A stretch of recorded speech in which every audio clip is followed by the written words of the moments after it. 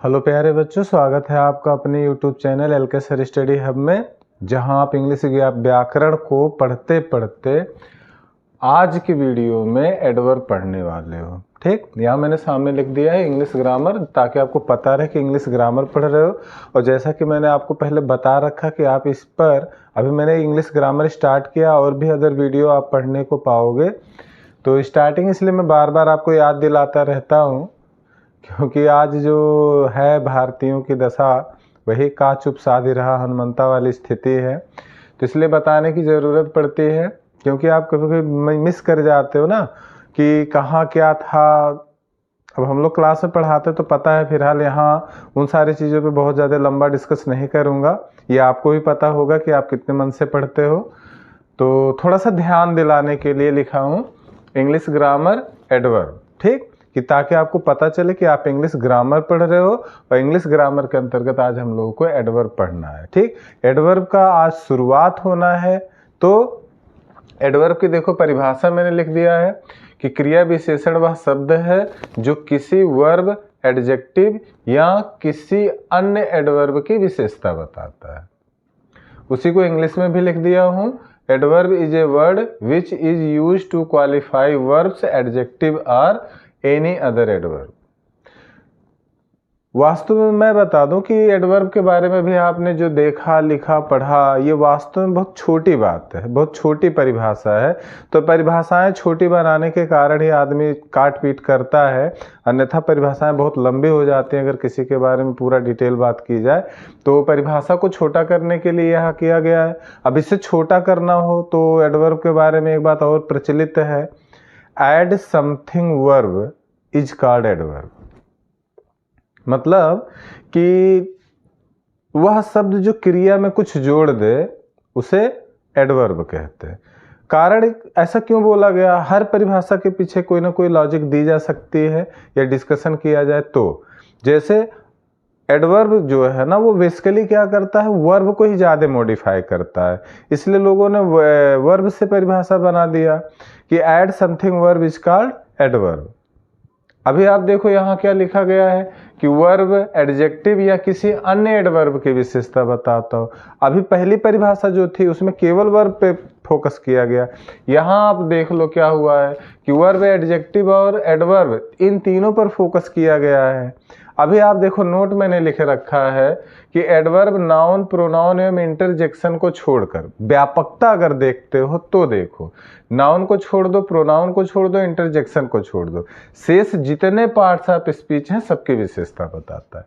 तो parts of speech आपको पता कितने होते हैं, 8 होते हैं। 8 में से 3 निकाल दो तो कितने बचे, 5। इन पांचों के बारे में कुछ न कुछ एडवर्ब बताता है, या ये चाहे तो बता सकता है। ठीक, तो ये एडवर्ब की थोड़ी सी डिटेल्स में चर्चा हुई। अब बात आती है कि काइंड्स ऑफ एडवर्ब, एडवर्ब के कितने प्रकार हैं। तो एडवर्ब 3 प्रकार के होते हैं। पहला सिंपल एडवर्ब, दूसरा रिलेटिव एडवर्ब, तीसरा इंट्रोगेटिव एडवर्ब। सिंपल एडवर्ब क्या होता है, सरल क्रिया विशेषण। रिलेटिव एडवर्ब क्या होता है, संबंधवाचक क्रिया विशेषण।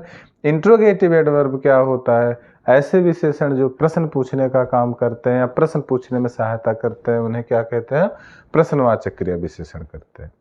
आप इसको नोट कर लो, फिर एक एक करके पढ़ते हैं। हाँ, तो अभी मैंने आपको एडवर्ब 3 प्रकार के बताए, सिंपल एडवर्ब, रिलेटिव एडवर्ब और इंट्रोगेटिव एडवर्ब। ठीक, तो इसमें से पहला सिंपल एडवर्ब को अब हम लोग पढ़ने वाले हैं। तो जो सिंपल एडवर्ब होता है वो भी 8 प्रकार का होता है। अब उसमें से पहला है एडवर्ब शोइंग टाइम। एडवर्ब मतलब क्रिया विशेषण, शोइंग मतलब दिखाने वाले, टाइम मतलब समय। तो क्या हो जाएगा, समय दिखाने वाले क्रिया विशेषण। अर्थात इसमें क्या होगा, मतलब ऐसे सब, जैसे एडवर्ब एक लंबा पार्ट है, भाई लंबा कार्य कर रहा है तो लंबा पार्ट होगा ही। 5 केवल पार्ट्स ऑफ स्पीच में से 5 लोगों की विशेषता बताता है, तो इसका एरिया लंबा है। तो लंबे एरिया को छोटे छोटे भागों में करके पढ़ा गया है। तो जिसमें से सिंपल एडवर्ब भी लंबा है, तो इसको 8 भागों में कैटेगराइज हमने कर लिया। तो जिसमें से अब सिंपल लिखूंगा भी मैं, बताऊंगा भी मैं, बट आप एक दिमाग में रख लो, क्या जो नाम है, ऐसे शब्द जो उस नाम को बताएंगे, उस नाम के अकॉर्डिंग यूज होंगे, वही हो जाएगा। ठीक, जैसे एडवर्ब शोइंग टाइम मतलब समय दिखाने वाले क्रिया विशेषण, अर्थात हर वो शब्द जो क्या करता हो, अभी विशेषता बताया गया, जितने लोगों की विशेषता बताने के लिए यूज हो और वो उससे समय का ज्ञान होता हो, तो वो क्या कहलाएगा, एडवर्ब शोइंग टाइम की तरह प्रयोग हो। जैसे नाउ, नाउ मतलब अब, समय का पता चला अब, है ना। फिर देन तब, सून जल्दी, लेट देर, है ना, येट तो भी या तब भी। तो ये सब शब्द ऐसे हैं जो क्या कर रहे हैं, समय का ज्ञान करा रहे हैं। बाद में, है ना, तो ये सब क्या है, समय का ज्ञान करा रहे हैं। तो समय का ज्ञान कराने वाले जितने शब्द होते हैं उनको हम कहाँ यूज कर सकते हैं, एडवर्ब शोइंग टाइम में प्रयोग कर सकते हैं। जैसा कुछ शब्दों का प्रयोग किया गया है, शी इज सैड नाउ, वह अभी दुखी है। समय पता चला, दुखी तो है, सबके जीवन में दुख और सुख आता है ना, लेकिन वो अभी दुखी है। टाइम क्या पता चला, यहां से टाइम पता चला, वो अभी दुखी है। ठीक, दूसरा, we go to school daily, हम प्रतिदिन स्कूल जाते हैं। यहां देखो समय किससे पता चला, प्रतिदिन, डेली जाते हैं। ऐसे बहुत सारे वर्ड होंगे जो पूरे के पूरे, कितने वर्ड हो सकते हैं मेरे दिमाग में एक साथ नहीं आएंगे, कितने वर्ड होते हैं आपके दिमाग में नहीं आएंगे एक साथ, कितने होते हैं मेरे अनुसार या मेरी समझ से किसी के भी दिमाग में एक साथ नहीं आ सकते। हाँ, परिभाषा तो दिमाग में रह सकती है, बातें समझ में रह सकती है, कॉन्सेप्ट समझ में रहेगा। अगर ये सारी चीजें समझ में है तो कोई भी वर्ड मिलेगा, अगर आप उसको कॉन्सेप्ट क्लियर आपका होता है, तब जब वो मिलेगा आप उसका हिंदी अनुवाद करोगे ना तो वैसे पता चल जाएगा। जैसे यहाँ देख लो, मैंने 3-4 शब्द लिखे हैं जिसमें से ये डेली नहीं लिखा था, तो क्या डेली मिल गया, तो देखो हम स्कूल प्रतिदिन जाते हैं। आप ऐसे अपना कॉमन सेंस लगा लो, तो क्या आपको नहीं पता चलेगा कि डेली समय बता रहा, पता चलेगा। तो पता चल रहा है ना। तो ऐसे बहुत सारे वर्ड होंगे जो मिसिंग होंगे, इसलिए यहाँ सिर्फ ये नमूने हैं याद करने के लिए, ध्यान दिलाने के लिए, आपका ध्यान आकर्षित करने के लिए कि हाँ ऐसे ही शब्द होंगे। ठीक, तो ये हो गया। अब इसकी पहचान अगर करनी हो, मान लो ये पहले से यूज है, कैसी पहचान करनी है, तो क्या बताए, वर्ब में कब, कब की अंग्रेजी व्हेन होती है, लगाकर प्रश्न पूछो तो आपको एडवर्ब शोइंग टाइम प्राप्त हो जाएगा। चलो, शी इज सैड नाउ, यहाँ वर्ब कौन है, सैड। ठीक, यहाँ लगा दो व्हेन, कब, कब दुखी है, पता चलेगा अब दुखी है। तो अब किसका मतलब हुआ है, नाउ, तो नाउ क्या हो गया, एडवर्ब शोइंग टाइम। इस वाक्य में देखो, we go to school daily, यहाँ क्रिया क्या है, जाना। कब जाते हैं, कब जाते हैं, या पूरा बोल दो, हम स्कूल कब जाते हैं। प्रश्न तो क्रिया में ही लगाना, कब जाते हैं, क्रिया जाना था, प्रश्न कहाँ लगा है, कब में। बोलने का अंदाज आप बदल सकते हो, ऑर्डिनेटिंग सिस्टम बदल सकते हो, आपने किस तरीके से शब्दों को सजाया ये आपके ऊपर डिपेंड करता है, लेकिन प्रश्न तो वर्ब के ही साथ लगाना है। हम स्कूल कब जाते हैं या कब जाते हैं, तो जो भी आपको अच्छा लगे उस तरीके से प्रश्न कर लो। तो हम स्कूल कब जाते हैं, तो क्या मिलेगा, डेली मिलेगा कि नहीं मिलेगा, मिलेगा ना।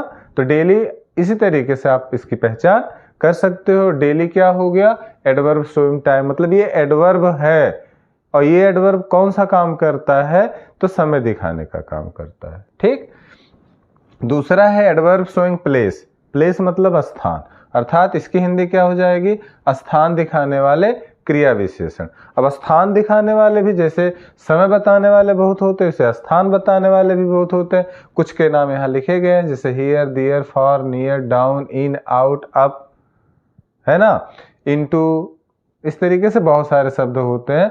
तो ये अभी मैंने ऊपर लेक्चर थोड़ा लंबा दिया था, क्या कि ये सिर्फ आपके ज्ञान को, आपकी समझ को, या आप कैसे समझोगे उसको इंस्पायर करने के लिए शब्द लिखे गए हैं, कि आप इनको देख करके ऐसे अनुमान लगा लो। ठीक, ऐसा नहीं है कि ये इतने ही होते हैं, वैसे भी देखो आदि लिखा गया है, मतलब और भी होते हैं। ठीक, तो यहाँ भी आदि लिखा गया मतलब और भी होंगे।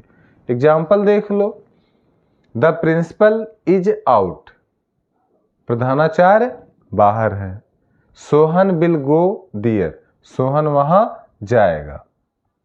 अब इसकी पहचान कैसे करेंगे, तो वर्ब में वेयर लगाओ। यहाँ पूरा लिख दिया हूँ, यहाँ थोड़ा ही लिखा हूँ, तो यहाँ से आप समझ सकते हो कि जिस तरीके से यहाँ लिखा था वर्ब में कब लगाकर प्रश्न करने से एडवर्ब शोइंग टाइम प्राप्त होता है, ऐसे आप समझ सकते हो यहाँ कि वर्ब में कहाँ का प्रश्न लगाकर या कहाँ का प्रश्न लगाने से आंसर में जो मिलेगा वो क्या होगा, एडवर्ब शोइंग प्लेस होगा।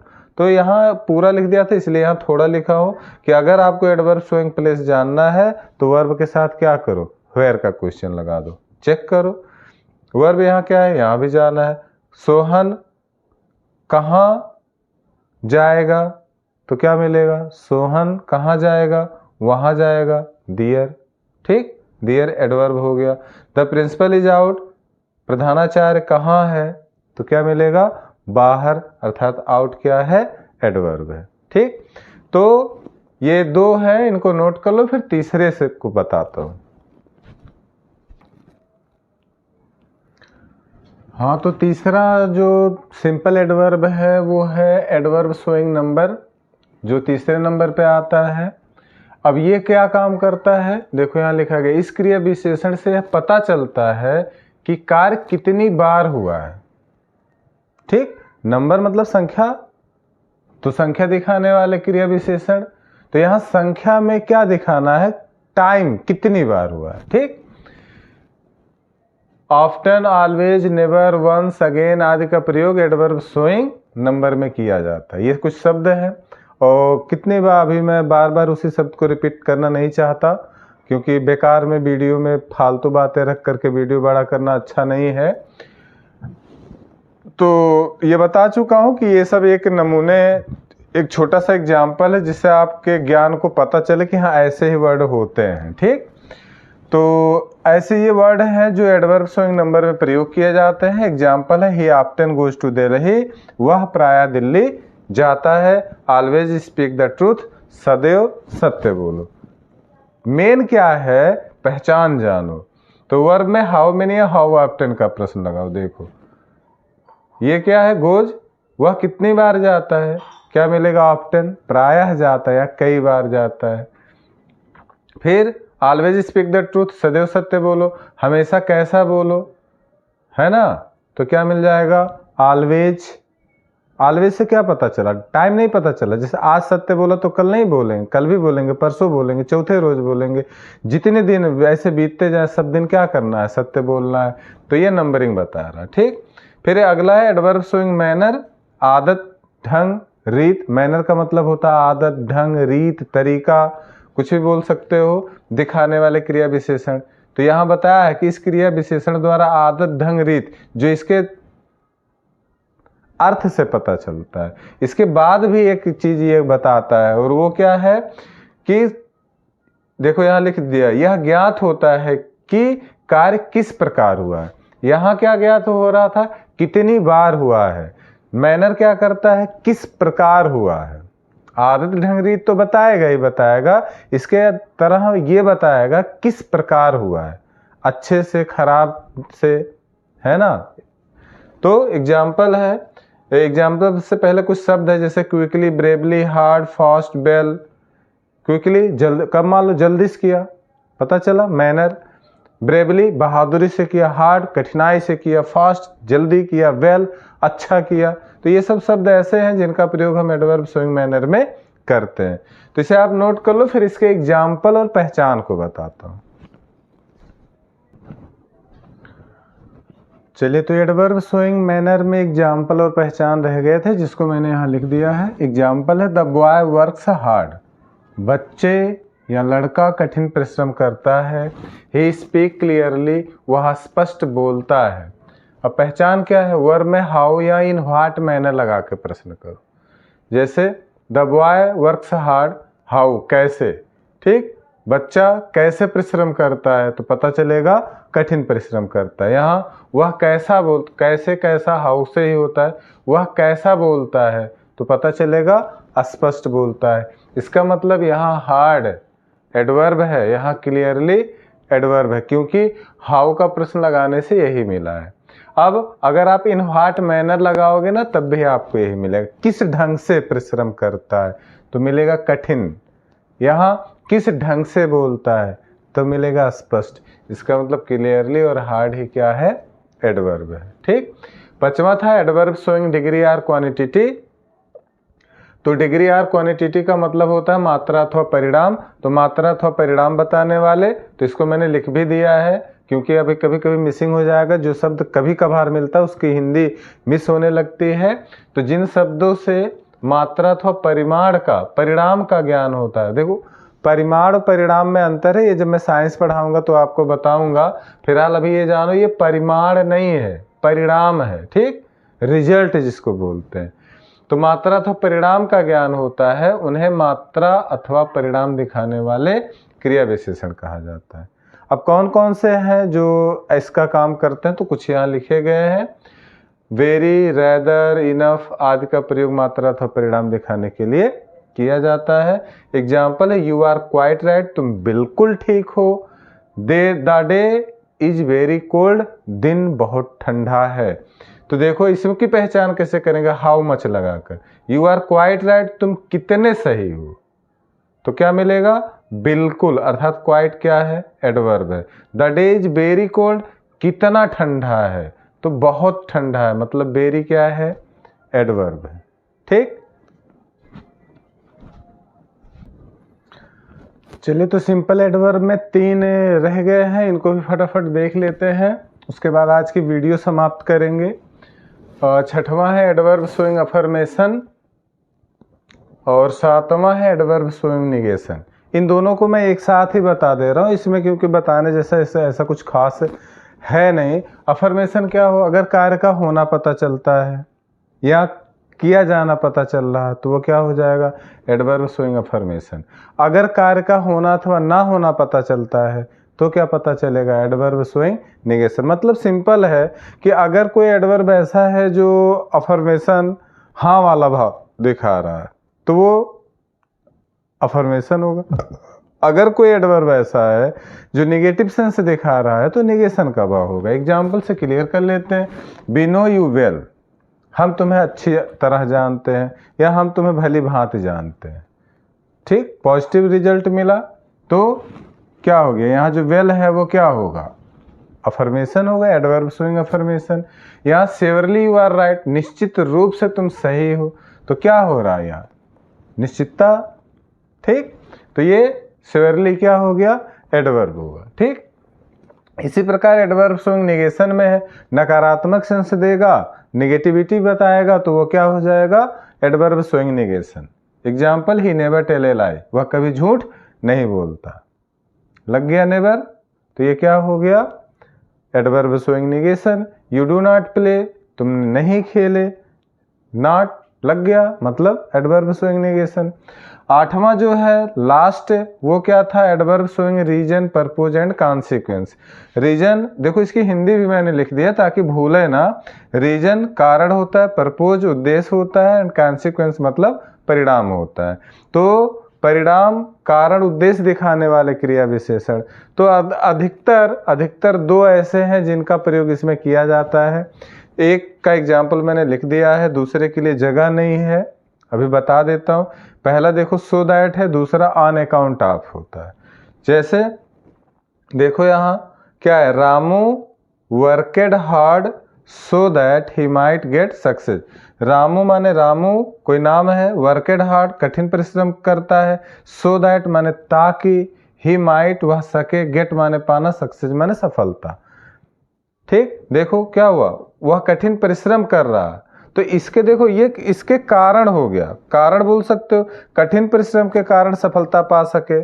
हाँ, या बोल दो कि कठिन परिश्रम कर रहा है तो उसका रिजल्ट है कि सफलता मिल रही है, या बोल दो कठिन परिश्रम कर रहा है इसका उद्देश्य है कि वह सक्सेस पाना चाहता है, सक्सेस होना चाहता है। ठीक, तो ये तीनों कुल मिलाकर के लगभग यहाँ एडवर्ब के रूप में लगभग एक ही भाव देते हैं, इसलिए तीनों को एक में लिखा। तो सो दैट होता है, दूसरा होता ऑन अकाउंट ऑफ। जैसे मान लो एग्जाम्पल बोल दे on account of lack money we unable to further study, धन के अभाव के कारण, है ना, हम आगे नहीं पढ़ सके। ठीक, या on account of hard work, कठिन परिश्रम करने के कारण Ramu get first division in his class, Ramu अपने क्लास में प्रथम आया। तो ऑन अकाउंट ऑफ का मतलब भी के कारण होता है और सो दैट का मतलब ताकि होता है। तो कारण उद्देश्य परिणाम दिखाने के लिए प्रायः इनका उपयोग किया जाता है। तो एडवर्ब आज मैंने आपको 3 प्रकार के एडवर्ब की शुरुआत हुई जिसमें 3 प्रकार के एडवर्ब बताए गए, सिंपल, रिलेटिव और इंट्रोगेटिव। और उसमें से सबसे बड़ा एडवर्ब जो होता है वो सिंपल होता है। और आज इत्तेफाक ये है कि हमने सिंपल एडवर्ब पूर्ण रूप से समाप्त कर लिया। आप इसे नोट कर लो। अगली वीडियो में अगले एडवर्ब के साथ मुलाकात होगी।